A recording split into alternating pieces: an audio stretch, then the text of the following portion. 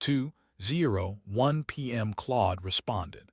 The 40-second signal went out at 600 on day 427 of the war. The 40-second signal went out at 600 on day 427 of the war. Defense Commander Salvor sent it himself, which was not standard protocol. The signals were logged as automated transmissions from the Murin Coalition's Defense Command, generated by the communication system, sent on a regular cycle without requiring the commander's personal involvement. He had changed this practice on day 89, when he had decided that the signals deserved the weight of deliberate authorship rather than the automation of routine, and he had sent each one personally since. Not because he believed it changed the probability of response, because the act of sending required him to articulate, each time, exactly what the situation was, and articulating exactly what the situation was kept him from the specific danger of commanders in prolonged losing campaigns, which was the slow substitution of what the situation felt like for what the situation actually was. The signal was the same signal it had always been. Same content, same frequency, same appeal. He had considered over 14 months whether to vary it, whether a different framing, a different emphasis, a different tone might reach someone who had not been reached by the previous 41. He had decided against variation, because variation implied the problem was the signal rather than the silence, and the problem was not the signal. He sent it, and he logged it, and he returned to the situation report. The situation was this. 11 Murin ships remained of the 31 that had been operational on day 1.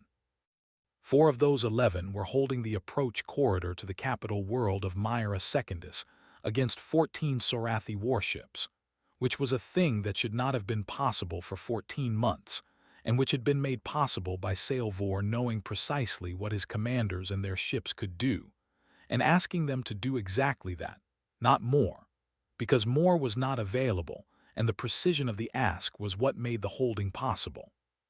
3 of the 7 inhabited Murin worlds were under Sorathi occupation. The capital was under siege in the technical sense of the word.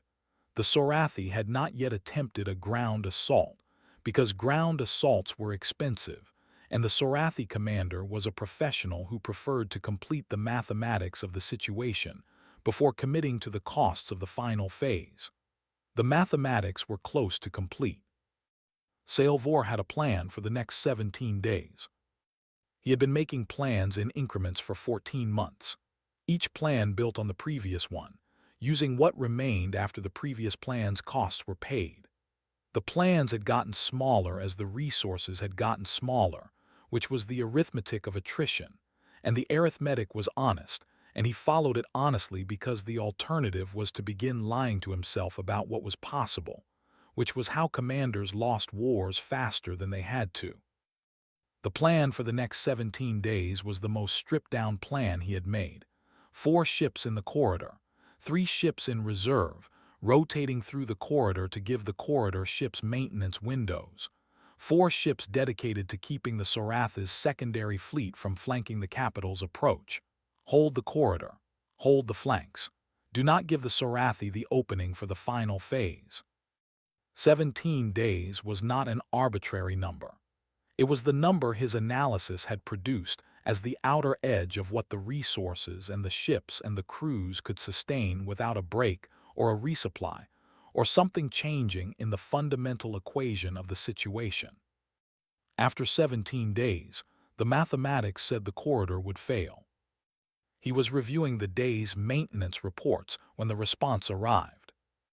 His communications officer, a young Murin named Vethsal who had been in the posting for 8 months, and who had developed over those months the specific careful neutrality of someone who handled the outgoing signals and the incoming responses, and had learned to maintain professional equanimity through 39 expressions of sympathy and 4 conditional aid offers, and a great deal of silence.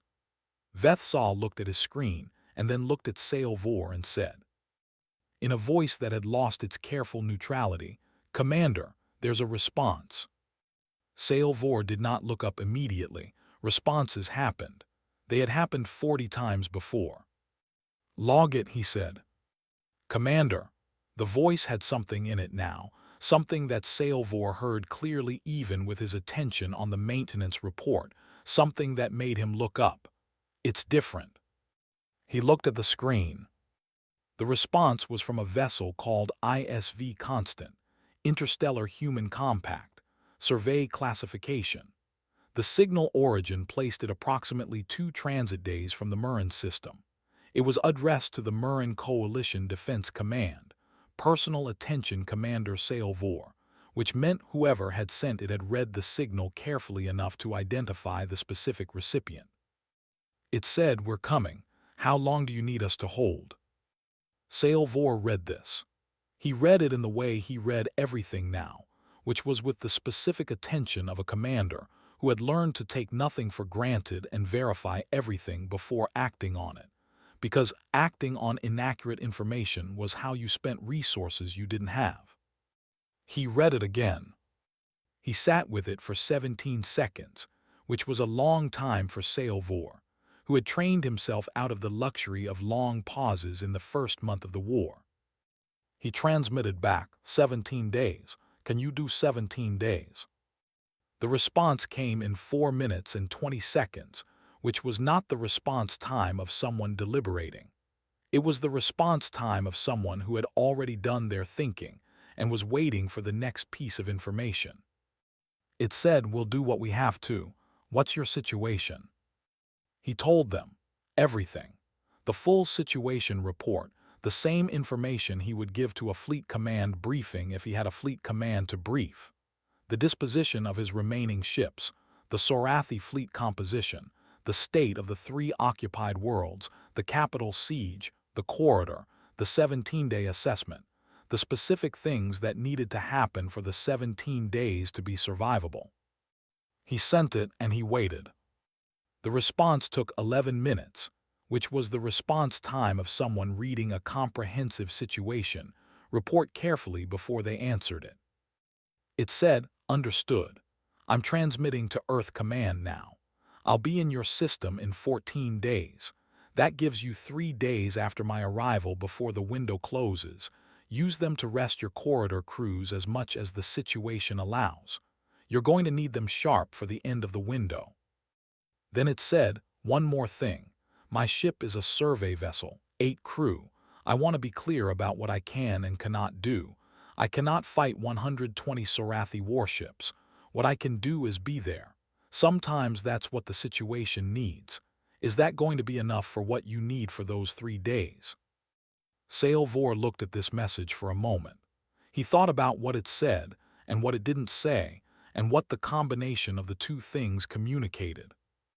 He transmitted back, "Yes, being there will be enough." He did not tell his full staff about the response. He told his 3 most senior officers because they needed the information to adjust their planning, and he told them in the specific way of a commander who was managing hope as a resource, giving them enough to work with and not enough to become dependent on before the thing arrived. He told them, "A human vessel is coming. It will be here in 14 days. Adjust the rotation schedule in the corridor to give the crews maximum rest between now and then. Do not tell the corridor crews why. Tell them the rotation schedule has been optimized. That is accurate." His senior logistics officer, Commander Yeth-Vas, who had been with him since day 6 of the war when the previous logistics commander had died in the second major engagement, looked at him for a long moment and said, "One vessel." Sailvor said, "One vessel and a transmission to Earth Command." Yeth-Vas was quiet for a moment. Then he said, "I'll adjust the rotation schedule." Yale Morgan had been a survey captain for 12 years, and she had developed, in that time, the specific relationship with decision-making that deep space survey work produced, which was a relationship in which decisions were made with available information rather than complete information. Because complete information was not available in the places survey ships went, and waiting for complete information in those places was functionally equivalent to not making decisions, which was not an option. She had received the Murin signal at 8:43 on day 3 of the survey of an unmapped system. transmitted by her communications officer James Tao, who had flagged it as requiring her personal review. She had read it. She had pulled up the Regional Intelligence Database and cross-referenced the Murin Coalition's situation, which was documented in the database through the reports of the vessels and diplomatic outposts that had received previous Murin distress signals and had logged the situation without responding to it. She had looked at the tactical situation as the database and the signal together described it. She had made her decision in 4 minutes. The decision was not that she was going to go fight 120 Sorathi warships with a survey ship. She was not naive about what the Constant could do. The decision was that someone needed to be there, and she was close enough to be there within the window that mattered, and the fleet she was transmitting to Earth Command about would or would not arrive in time, and if it did, the situation would resolve, and if it didn't, the situation would resolve differently. And in both cases, being there was better than not being there, because being there changed the equation in ways that not being there didn't. She had made the decision, and she had transmitted to Earth Command, and she had gathered her crew in the Constant's small common area, which was large enough for 8 people to stand without touching each other, and not much larger than that. And she had told them what the situation was, and what she had decided and why. Dr. Marcus Osai, her chief science officer, 7 years of working together, had listened to the complete briefing with his arms crossed, and his expression neutral in the way that meant he was processing rather than withholding. And when she finished, he said, "Obviously. What do we do first?" She had expected this from him because she knew him, and it was one of the things she valued about knowing him. Navigator Peter Havley, 26 years old, had listened without speaking and then said, "What's the transit calculation?" She had already pulled it up on his personal tablet before Morgan answered. She had expected this too. Engineer Rosa Vega had said, "I'll run a full systems check before we spin up the drive. I want everything optimal if we're going into something like that." Morgan had said, "Good, do it." Vega had already been walking toward the engine room before the sentence finished. The 3 science specialists, Dr. Annie Park, Dr. Raj Mehta, and Dr. Leora Stern, had exchanged looks that communicated between them in the compressed language of people who had spent months in close quarters, and Stern, who was the senior of the 3, had said, "We'll reorganize the equipment bay. Survey gear can go to secondary storage. You'll want the space clear for other uses if we're bringing injured people aboard." Morgan had looked at her for a moment and then said, "Yes, do that." Medic Chen Wei, not the Admiral, a coincidence of common names, had said nothing. He had looked at Morgan with the focused attention of a medical professional calculating what 14 months of a siege left on a population and what he was going to need when they got there. And then he had gone to his medical bay without saying anything, because going to the medical bay was what the situation required, and he was already doing it. Tao had said nothing. He was sitting at his communication station after the others had dispersed, and he had the quality of someone who was processing the specific fact that the thing he had set in motion was now in motion, which was a different experience from the abstract knowledge that it could be set in motion. Morgan sat with him for a while. He said, "I'm the one who brought the signal to you, if this goes wrong." She said, "You did the right thing. Tao, whatever happens, you did the right thing." He looked at her, he said, "How do you know?"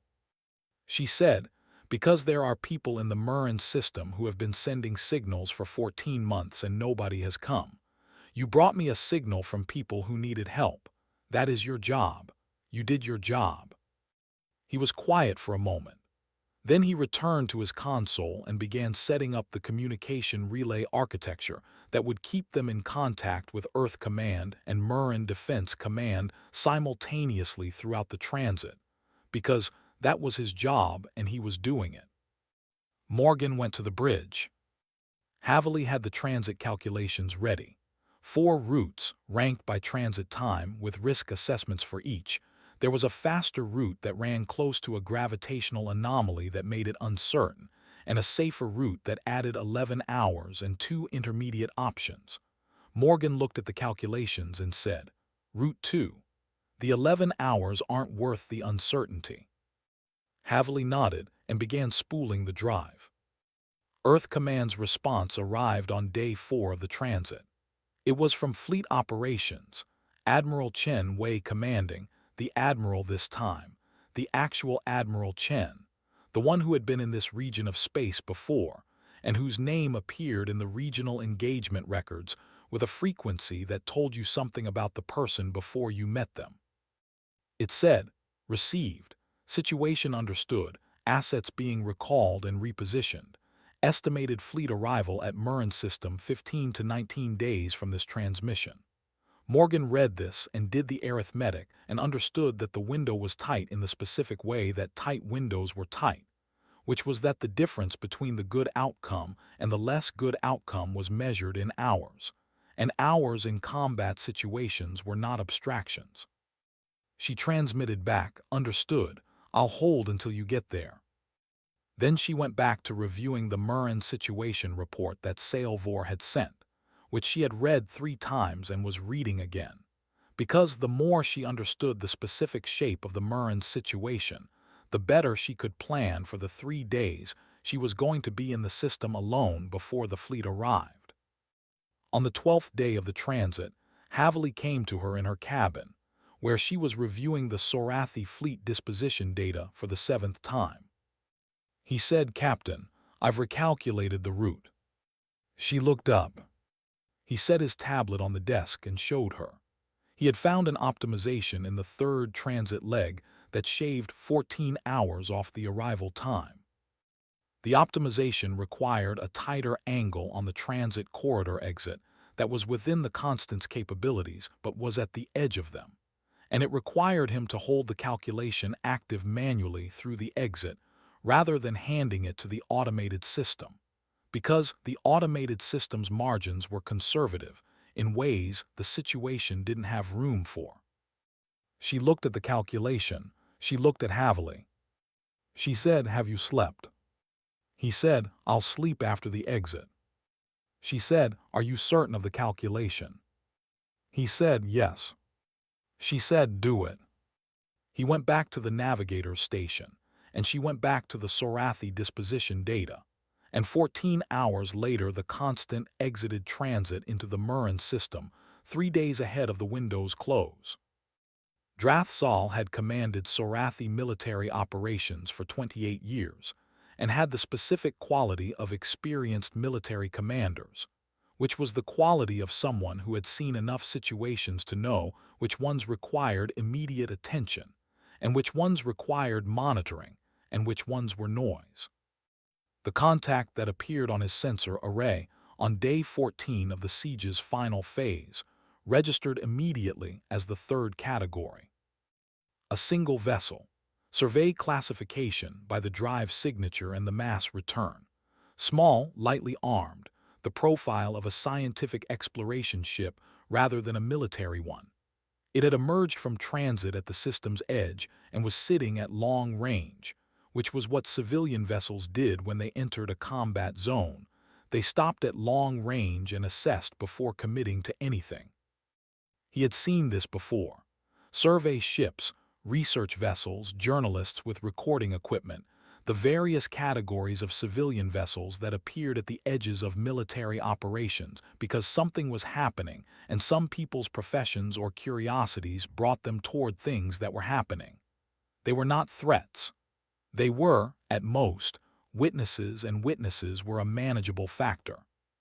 He transmitted a standard military advisory to the contact. This system is an active combat zone. Civilian vessels are advised to clear the area immediately. Failure to comply may result in your vessel being classified as a combat participant. The response came back in 40 seconds, which was faster than civilian vessels usually responded, and on a different channel than the one he had used. Not the civilian advisory channel, the military command channel, which civilian vessels typically didn't have access to and didn't know to use. It said, This is Captain Yale Morgan of ISV Constant. Interstellar Human Compact. I am informing you that the Compact considers the Murin Coalition to be under the protection of the Compact's security framework. I am further informing you that a Compact fleet is in transit to this system. I am requesting that you withdraw your forces from Murin space while that fleet is in transit so that we can resolve this situation through negotiation rather than engagement. Drathsal read this. He read it in the way he read things that required careful reading, which was completely and without the automatic dismissal that experience sometimes applied to unexpected communications. He noted several things. The channel, which indicated a military communications capability inconsistent with a survey vessel classification. The phrasing, which was precise in the specific way of someone with diplomatic or legal training, rather than the imprecise way of someone making a spontaneous declaration. The content, specifically the phrase compact security framework, which he was familiar with from 30 years of following galactic affairs. It was not a formally defined legal construct, but it was a phrase that human diplomatic and military officials had used in several situations over the past 15 years to describe a commitment that had, in those situations, proven to mean something. And the phrase "a compact fleet is in transit." He pulled up his regional intelligence database and reviewed what he knew of human compact military capacity and deployment posture in this region of space. He had not, until this moment, considered the human compact a relevant factor in this operation.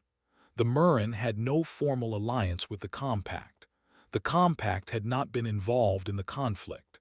The standard assessment of the situation had not included the compact as a variable. He transmitted to his second-in-command, Fleet Commander Keth Voss, "Hold current positions. Do not engage the human vessel. I want continuous sensor monitoring on that contact, and I want to know immediately if any additional contacts appear in this system." He transmitted a second warning to Morgan. "Your presence in this combat zone is noted. We will not engage your vessel at this time. Be advised that any hostile action on your part or on the part of vessels you are coordinating with will change that assessment." Morgan's response, "Understood, I'll be here." She transmitted to Sailvor on the encrypted Murin defense channel, "I'm in the system. The Sorathi know I'm here. They've told me not to take hostile action. I've told them I'll be here. I'm moving toward the corridor. I want to be positioned there when the fleet arrives. Talk to me about what's happening with your 4 corridor ships." Sailvor transmitted back in 11 seconds, which was the fastest response time she had received from him, and which told her something about what those 11 seconds contained before she read the words, "You're actually here." She said, "I said I was coming. What's happening in the corridor?" He told her. The 4 corridor ships, the ISV Patience, the ISV Resolve, the ISV Steadfast, and the ISV Enduring, had been holding for what was now 43 hours of continuous contact. The Sorathi had not committed to a decisive push in the corridor, which meant the Sorathi commander had either assessed that the cost of the decisive push was not yet worth paying or had been waiting for a variable to resolve before he committed. The crews were at 73% effectiveness, which was the number that appeared when people had been doing intensive work for 43 hours, and were past the point where rest could fully restore them, but not yet at the point where they were making the kind of errors that cost ships. She said, "Tell the corridor commanders that I am in the system. Tell them what that means and what it doesn't mean. They deserve to know the situation accurately." Sailvor said, "I was going to tell them when you confirmed your position. I wanted to wait until I was certain." She said, "You were certain when I transmitted from transit." He was quiet for a moment. Then, "Yes, I was. I needed to be certain in a different way." She understood this. She said, "Tell them now." She moved the constant toward the approach corridor. On the ISV Patience, the senior corridor ship, Commander Rethsal had been running a 4-day engagement cycle that had become the texture of her existence in a way that long-sustained operations became the texture of existence. Not routine, exactly, because nothing about 14 Sorathi warships was routine, but familiar in the specific way of threats that you had been managing long enough to understand precisely. She knew what each of the 14 Sorathi ships did under each condition. She knew their response times and their formation tendencies, and the specific patterns that appeared in their behavior when they were preparing for an aggressive push versus when they were maintaining pressure without committing. She had learned all of this the way you learned things when the cost of not learning them was your ship and everyone on it, which was completely and fast, and without the safety of being wrong. The message from Salvor came on the command channel at 1447 station time, on the 44th hour of the current engagement cycle. She read it. She read, "A human vessel is in the system. The ISV Constant, Captain Yale Morgan commanding, arrived 20 minutes ago. A human fleet is in transit and is estimated to arrive in 3 days. The Constant cannot fight the Sorathi fleet. What the Constant can do is be here. Hold for 3 more days. You have been holding for 14 months. You can hold for 3 more days." She held the message on her screen for a moment. Then she transmitted it to her bridge crew. The bridge of the ISV patients was quiet for approximately 10 seconds. Then her tactical officer, Lieutenant Vethnas, who had been on this ship for 11 of the 14 months, and who had the specific hollowed quality of someone who had been running on determination longer than determination was designed to run, said, 3 days. She said 3 days. He said, "We can do 3 days." She said, "Yes, we can." She transmitted to the other 3 corridor ships. She transmitted to their commanders, whom she knew as well as she knew her own crew, the way you knew people you had been in a sustained crisis with for 14 months. She transmitted the same message Salvor had sent her, and she added one sentence: "We hold for 3 more days and then this is over. Hold." On the Constant, Morgan was running the 6-hour transmission cycle she had established from the moment she entered the system. A broadcast on the open channel, audible to every vessel in the system, addressed to the Sorathi fleet commander.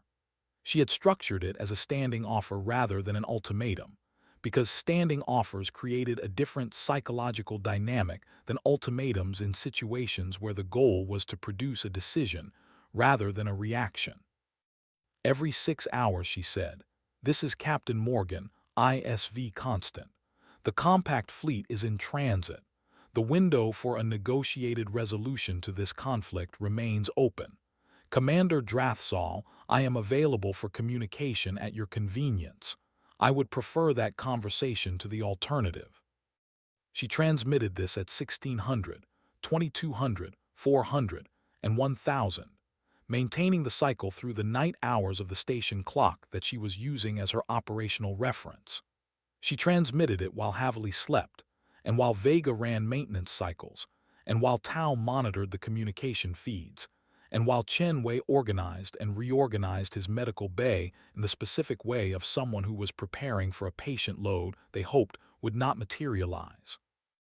She transmitted it, and she moved the Constant through the approach corridor region in the specific way of a vessel that was present and intentional rather than lost or wandering. The way of a vessel that knew exactly where it was and had chosen to be there. Drathsal watched the Constant on his sensor display for 3 days. He watched her transmission cycle, every 6 hours the same message, the same offer, the standing invitation to communicate. He did not respond to the transmissions. He monitored them. He monitored the sensor array for additional contacts in the system, which did not appear, and for changes in the Murin defense dispositions, which were small and consistent with the rotation of corridor ships that his analysis said indicated rest cycles for the crews. He thought about the human compact. He had 30 years of military experience, and in those 30 years the human compact had been a peripheral concern, a species at the edge of this region of space, young in galactic terms, with a fleet that was by the numbers smaller than several of the regional powers. He had not paid close attention to them, because close attention was a finite resource that he allocated to priorities, and the compact had not been a priority. He was wishing now that he had paid closer attention. He had the regional engagement records. He had reviewed them in the past 3 days with more attention than he had previously given them, and what he found in them was inconsistent with the peripheral concern assessment in ways that were not reassuring. The compact had been involved in 8 regional situations in the past 20 years. In 7 of those 8 situations, the party the compact had engaged against had reached a negotiated resolution. In one of them, the negotiated resolution had not been the outcome. He thought about the specific implications of a compact fleet arriving in this system. He thought about the ISV Constance captain, who had come with a survey ship and 8 crew, and had been transmitting on the open channel every 6 hours for 3 days with the patient consistency of someone who was not going anywhere, and had made their peace with not going anywhere, and what that patient consistency communicated about the person doing it and the fleet that was behind them. He thought about what his professional assessment of the situation was, as opposed to what his institutional momentum wanted the assessment to be, which was the assessment that had been true for 14 months and was not necessarily still true. On the morning of the 3rd day at 6:12, 12 minutes after Morgan's scheduled transmission, his second-in-command Keth Voss appeared at his station and said, "Commander, contacts." He looked at the sensor display. The transit exits were appearing across a wide arc beyond the system's outer boundary, staggered, not clustered, the exit pattern of a fleet that had coordinated its arrival and was appearing in the formation it intended to maintain, not the chaotic pattern of ships arriving from different directions at different times. A formation, deliberate and planned, the pattern of a fleet that knew exactly where it was going and had organized itself to arrive there already configured for what came next. He watched the exits continue.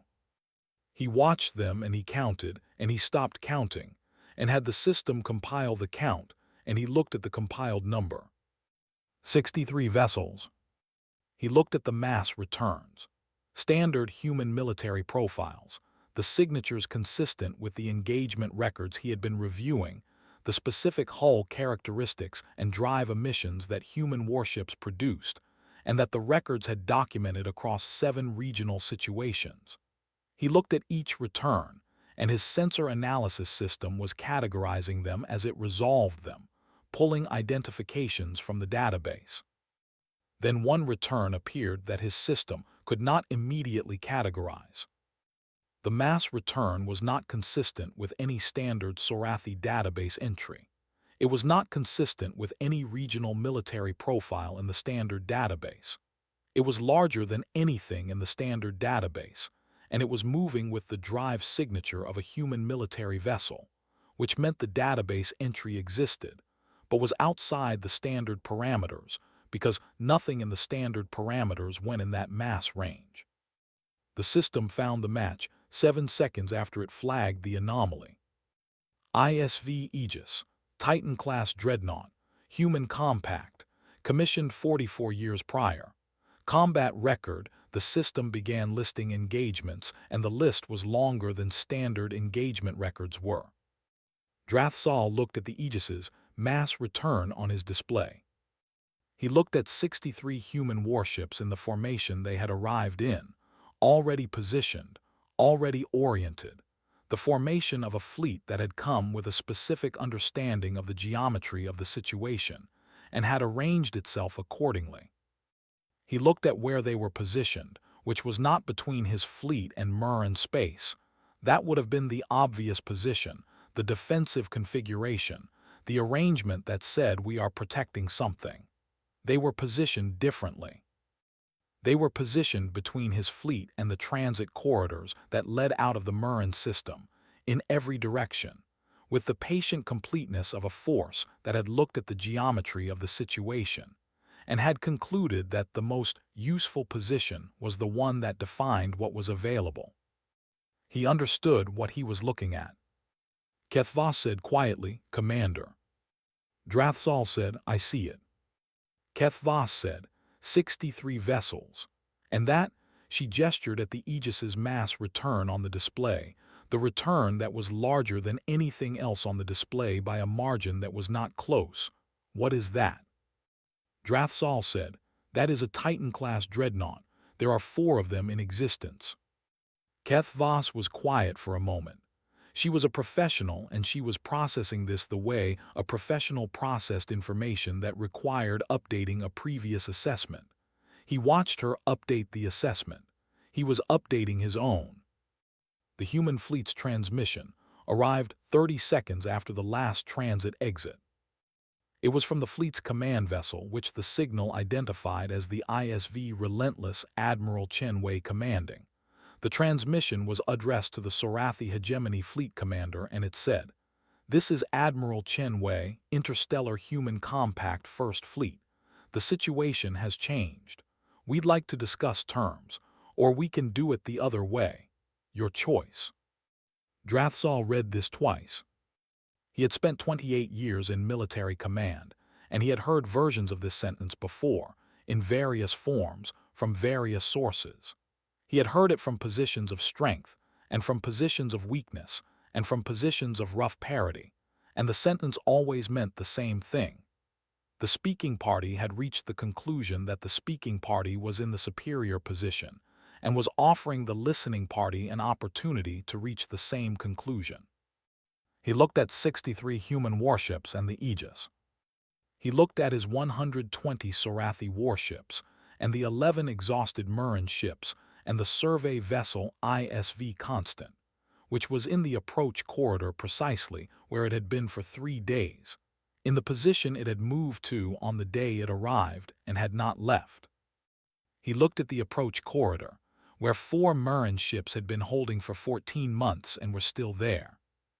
He looked at his sensor display for a long moment, and he performed the professional assessment that 28 years had equipped him to perform, which was the assessment of the actual situation, as opposed to the situation that institutional momentum and sunk cost, and the weight of 14 months of campaign wanted him to see. He transmitted to the Human Fleet Command. "This is Hegemony Fleet Commander Drathsal. We are prepared to discuss terms." Morgan received the Sorathi transmission on the open channel, and she was quiet for a moment. Then she transmitted to Sailvor on the Murren Defense Channel. "Your 17 days are up. How'd we do?" Sailvor's response came back in 8 seconds. "You did well, Captain Morgan. You did very well." The negotiation took 3 days. Admiral Chen Wei established the negotiating framework. He had done this before, in the regional situations that the engagement records documented, and he moved through the framework with the efficiency of someone who had done it enough times to know where the difficult points were and how to navigate them. He invited Morgan to participate from the first session, specifically, because she had been in direct contact with Sailvor for 17 days and understood the Murren's specific requirements better than anyone in the fleet. She sat beside Chen Wei's diplomatic team in the negotiating sessions, which were conducted via communication link with the Sorathi fleet commander, and she listened, and she spoke when she had something precise to add, and she was quiet when she didn't. Chen Wei had been doing this for 30 years, and he didn't need supplementing. What he needed, and what he had invited her to provide, was the specific knowledge of a person who had been on the ground, or as close to the ground as a survey ship in the approach corridor counted, for the 3 days before the fleet arrived. The terms that emerged from 3 days of negotiation were: Sorathi withdrawal from Murren space, complete within 14 days. Return of all Murren nationals held as prisoners of war or in occupied territory administrative detention. Reparations for civilian infrastructure destroyed in the campaign, assessed by a joint Murren Compact evaluation team and payable over a defined schedule. A non-aggression framework between the Sorathi hegemony and the Murren coalition for a period of 30 years. The compact as guarantor of the framework. The Murren got everything they had been fighting for. Sailvor signed the agreement in the capital's provisional government facility, which was the building that had been serving as the governing center since the formal government complex had been damaged in the 8th month of the war.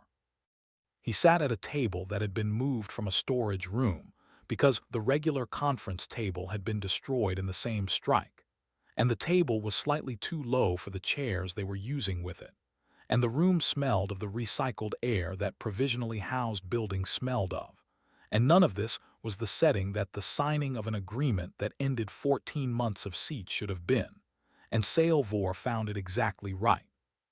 He looked at the document before he signed it. He thought about 42 signals. He thought about 39 expressions of sympathy, which he had read personally, and which had the specific quality of communications from people who were genuinely sorry about a situation they had decided not to be part of. He thought about 4 conditional aid offers, which had the specific quality of people who wanted to help when it was safe to help rather than when help was needed. He thought about the 40-second signal, and the 4 minutes and 20 seconds it had taken to get a response that said we're coming. He thought about 17 days and 11 ships, and the 4 corridor ships, and the crews of the 4 corridor ships who had been holding for 14 months before they knew, and 3 more days after they knew, and were all still there. He thought about a survey vessel in the approach corridor, 8 crew, transmitting every 6 hours on the open channel, the specific patience of something that had decided it was not leaving, and was not performing the not leaving but simply not leaving. He signed. The Sorathi fleet began its withdrawal that afternoon. Morgan watched it on the constant sensor display. 120 Sorathi warships moving out of their positions and reforming into transit configuration. The slow, orderly departure of a fleet that had spent 14 months arranging itself around a siege and was now rearranging itself into the shape of leaving. The human fleet held position throughout. 63 vessels and the Aegis, patient and present, the guarantor of the thing they were guaranteeing, which was that the Sorathi were going and not coming back. She watched until the last Sorathi ship cleared the system. Then she watched the human fleet begin its own redeployment. Orderly, efficient, the ships moving to their assignments in the way of a fleet that had accomplished a specific thing and was now returning to the larger work of which the specific thing was one part. The ISV relentless first, Chen way back to the patrol route that had been interrupted by the recall. Then the others, one by one and in small groups, the fleet dissolving back into the infrastructure that had produced it. The Aegis was last. She held position for a long time after the others had gone, long enough that Morgan noticed and watched on the sensor display, tracking the mass return. Then she moved, with the specific unhurried deliberateness of a vessel that had done what it came to do and had no particular reason to rush away from having done it. Morgan watched her go. Then she went back to the work of the week the Constant would spend in Murren space, which was the work that a survey ship's capabilities were useful for in the aftermath of a 14-month siege, which was assessment, mapping the damage, documenting what had been lost and what remained, and what the baseline was from which the rebuilding would proceed. The precise, careful work of establishing what was true now so that the work of making it different could begin from an accurate starting point. Park and Maida and Stern had organized the science equipment accordingly before they arrived. Vega had configured the sensor arrays for surface assessment rather than deep space survey. Chen Wei had his medical bay ready for the populations of the occupied worlds who needed evaluation after 14 months of occupation, and he moved through the assessment work with the focused dedication of someone who had prepared thoroughly and was applying the preparation. Tao ran the communication relay that kept the Constant in contact with both HFY's command and the departing human fleet, the thread that connected all the parts of what had happened to each other. On the 4th day after the siege ended, HFY came to the capital's provisional landing facility to meet the Constant's captain. He had known her voice for 17 days. He had known her response times and her communication patterns, and the specific quality of her thinking as it expressed itself in transmission, which was precise and direct, and without excess. He had known these things and he had not known her, and the meeting had the quality of two people who knew each other completely in one way, encountering each other in a way they did not yet know. She was smaller than he had expected, which was a meaningless observation about a species he had not encountered before, and that he noted as meaningless even as he noted it. She was standing at the landing facility entrance when he arrived, not inside, outside, in the specific posture of someone who preferred to be outside when outside was available, and she was looking at the sky over the capital, which was the sky of a world that had been under siege for 14 months and was not under siege now, and was the same sky it had always been. He said, "Captain Morgan." She turned and looked at him, and he saw in her face the same thing he suspected she was seeing in his, which was the small recalibration of encountering a person after knowing a voice. She said, "Commander Salvor." They stood for a moment in the way of two people who had things to say, and were organizing which one came first. He said, "I have something I need to ask you." She said, "Ask."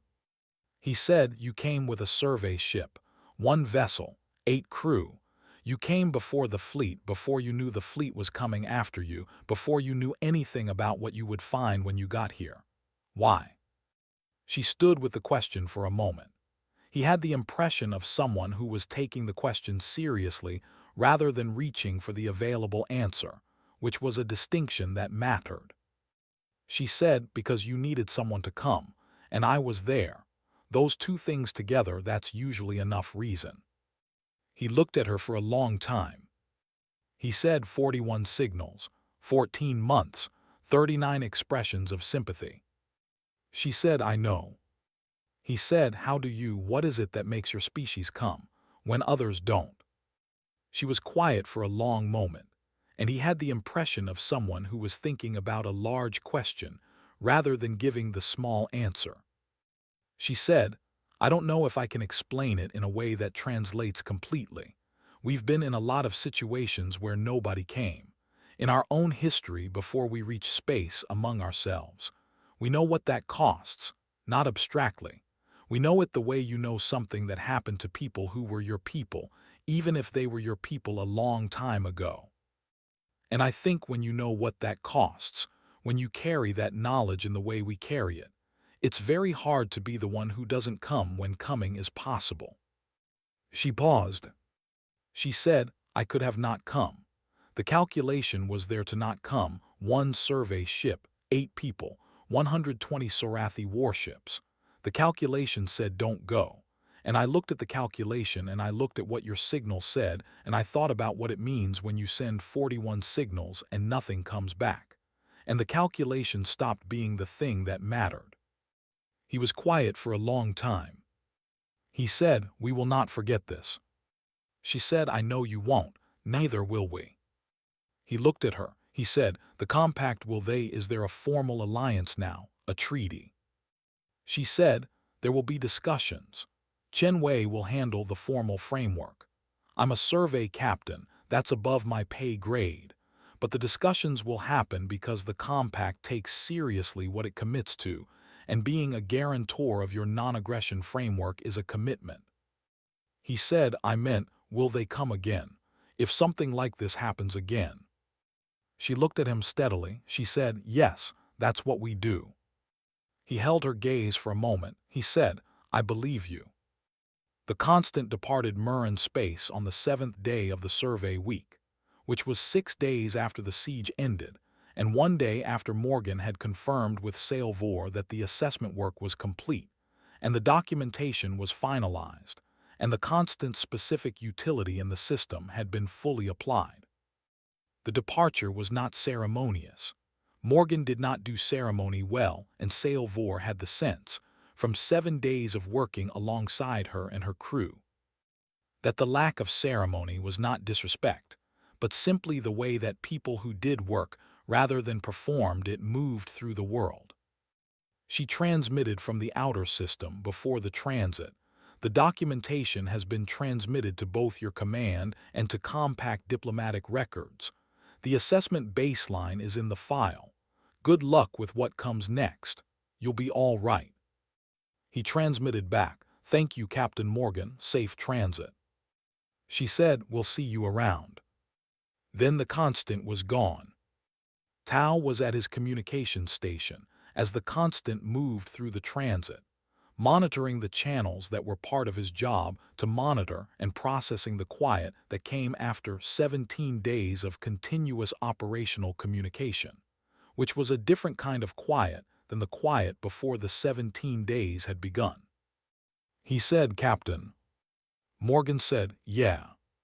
He said, "I've been thinking about bringing you the signal, whether I had the right to, whether I should have asked you before I flagged it for your attention, whether I set all of this in motion, for the crew, for everyone without." She looked at him. She said, "James, you brought me a signal from people who needed help. That is your job. You did your job." He said, "And then you decided to go." She said, "And then I decided to go. That's my job." He was quiet for a moment. He said, "Do you think they'll be all right?" She thought about this.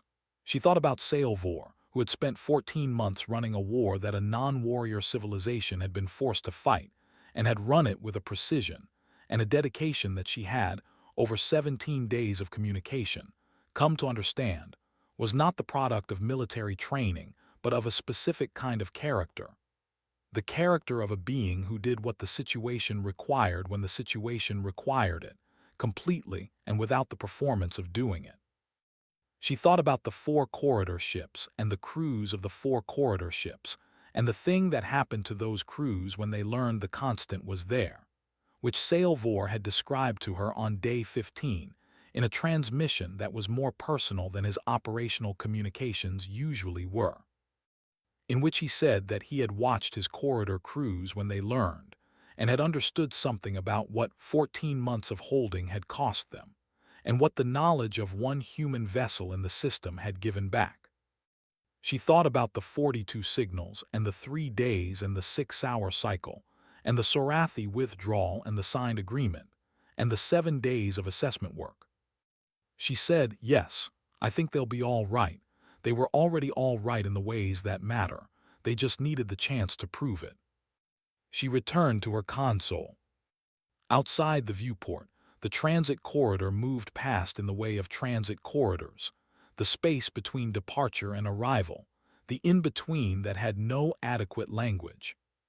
The Constant moved through it toward the unmapped system that had been waiting for 3 weeks, waiting with the patient indifference of things that did not know they were being waited for, the system of rocks and gas, and the specific information that survey work existed to find and bring back, the work that didn't stop because other work intervened. It was the 4th week of what had been scheduled as a 2-week survey mission. Morgan looked at the survey data that had been sitting in the secondary queue since the day Tao brought her the Murren signal, the data from the first 3 days of the unmapped system that had seemed so important then, and had been entirely secondary since and was primary again now. She pulled it up. She began reviewing it. She made notes in the margins of the data where the notes belonged. Osei appeared at her shoulder after a while, with 2 cups of coffee, which was a habit he had developed at some point in 7 years without either of them deciding it was a habit. He looked at the data on her screen. He said, "Interesting albedo signature in the 3rd planetary body." She said, "I noticed that. Composition unknown." He said, "We should get closer." She said, "That's the plan." He went back to his station. Outside the viewport, the transit corridor continued, moving the Constant from where she had been to where she was going, which was a system that had never been visited by anyone, and that had an interesting albedo signature in its 3rd planetary body that was worth getting closer to. Because that was the work, the persistent, ordinary mission of finding out what was there in the places where no one had been yet. The work that existed alongside all the other work, and didn't stop when the other work intervened, and was waiting when the other work was done. She had held 17 days, and the fleet had come, and the Murren had their chance, and somewhere behind her, a civilization was beginning the long, careful work of rebuilding what 14 months of war had cost, and somewhere ahead of her, An unmapped system was waiting with its interesting albedo signatures, and its unknown compositions, and its patient inventory of things not yet found. Both of those things were true at the same time. She had held 17 days, and now she was going back to work. That was fine. That was the work.